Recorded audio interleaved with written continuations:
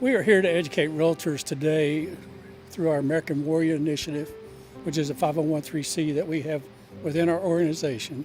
And it's to train them and teach them how to deal with active duty military and veterans, the stresses and problems that they have when they go through deployments, and especially in today's environment where it's so much going on overseas.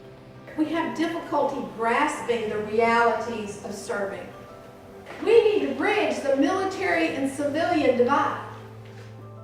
Veterans are coming back out of the service, and sometimes they have trust issues on who to work with. So if you find a local community, good quality people that are trustworthy, then it'll make the whole process of getting your own home, which is very important, a lot easier and more efficient. The message is just to care and serve. Our veterans, they pay the ultimate price. You know, they sign up, no questions asked, and they're willing to give everything for us.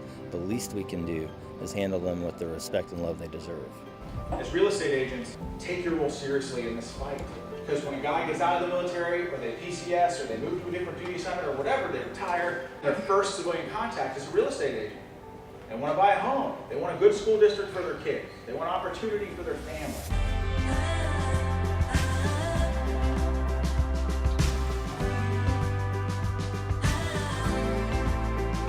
Courtesy of the Fairway Independent Mortgage Corporation branch is here, and American Warrior Initiative, we want to present to you a grant today. We're going to help you along the way on that, of $15,000. And if you would get those red shirts, they can get the shirts free for a donation of $22. Every bit of that money would go directly to our veterans today, which ended up being, that was raffle money, almost $3,000. Can you give yours out? AWI is going to kick in another $2, and we're going to round that up to $20,000. To be honest, I can't put it into words because I haven't processed it yet.